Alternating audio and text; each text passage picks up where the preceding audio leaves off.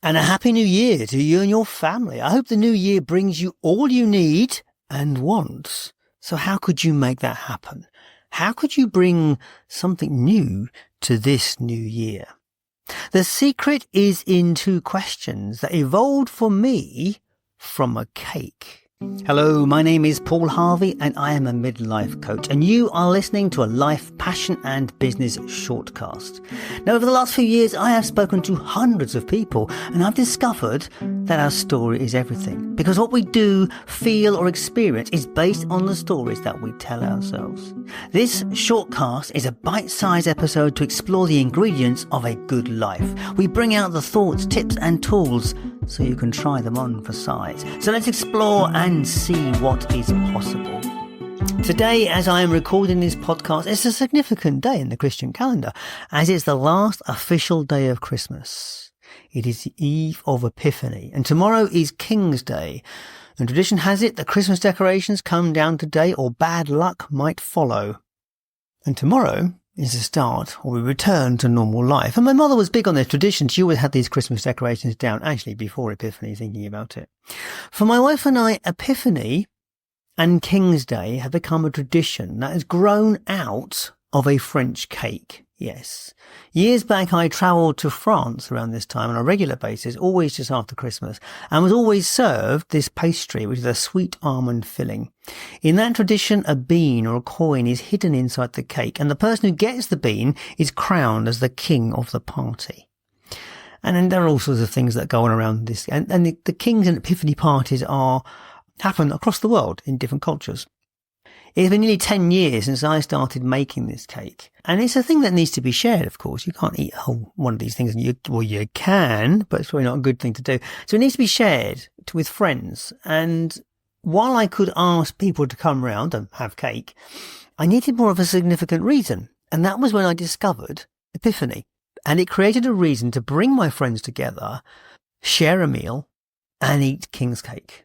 And it was the research into bringing these parties together over the years that have manifested and changed into something which now, for our family, is the capping of Christmas. This is such a significant day for us that we bring friends together and we celebrate in a particular way. Now, if you look up the meaning of Epiphany, there are three things that come out for it. The first, it's a Christian feast celebrating the manifestation of the divine. Second, it's the revelatory manifestation of a divine being.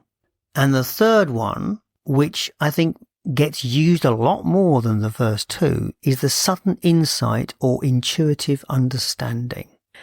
And while the Epiphany parties or King's Day parties that we have are all about this idea of capping Christmas, as someone who's not a deep Christian follower, I am someone who follows my own spirituality.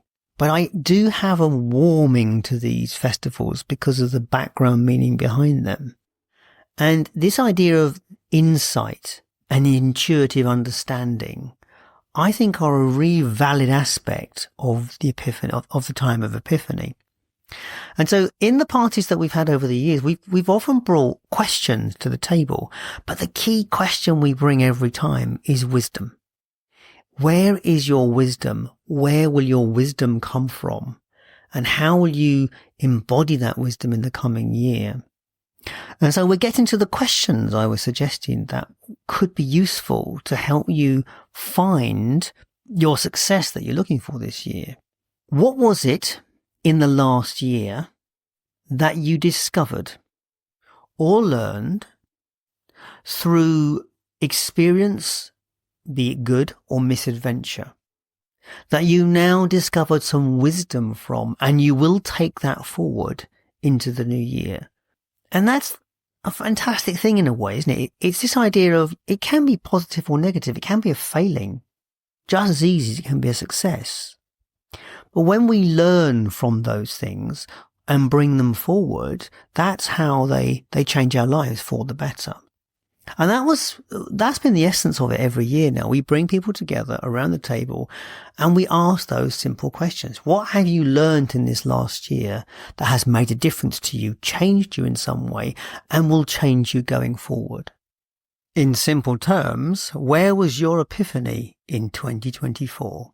So for me, what will that be this year? I mean, it's being about me embracing who I really am. I have totally embraced myself, I call it my polymathery. The fact that I've always criticized myself for doing many things. And now I've decided actually I'm going to celebrate doing many things. And this last year was about the celebration of that and owning the fact that I do many, many things. And moving more into the practical side of things, helping and supporting people with the skills that I have. And that was the epiphany for me this year, is that it was not something that was a failing. Actually, it was something that is an asset that I have, a skill that I have that people really appreciate. So that's the first question that I set for you now that I think really will ground you in the coming year. What is it that you discovered last year in 2024 that made a difference to you, that you can take into the new year and make a difference to this year? And the second question we put around the table is, what is it in the last year that has inspired you? Where have you drawn your inspiration from? And where will you draw inspiration from in the coming year? For me this year, it has been people.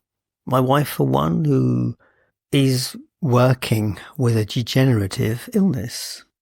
And various friends that have gone through struggles this year but have come through them, and they have inspired me in their determination to not let their circumstances change who they are.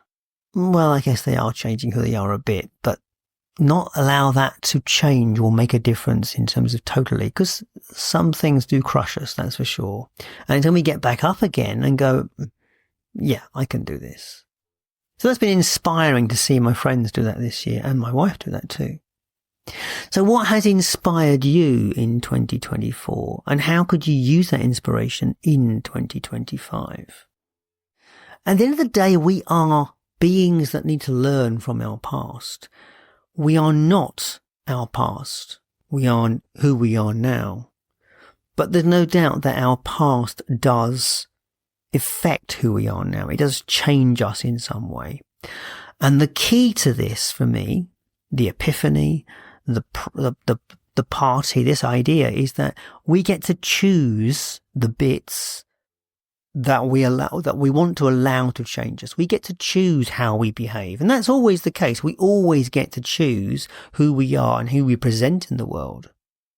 And by taking our past experience and our inspiration forward with us, that's how we get to find the things we want, get the things we need, and be the inspiration for others.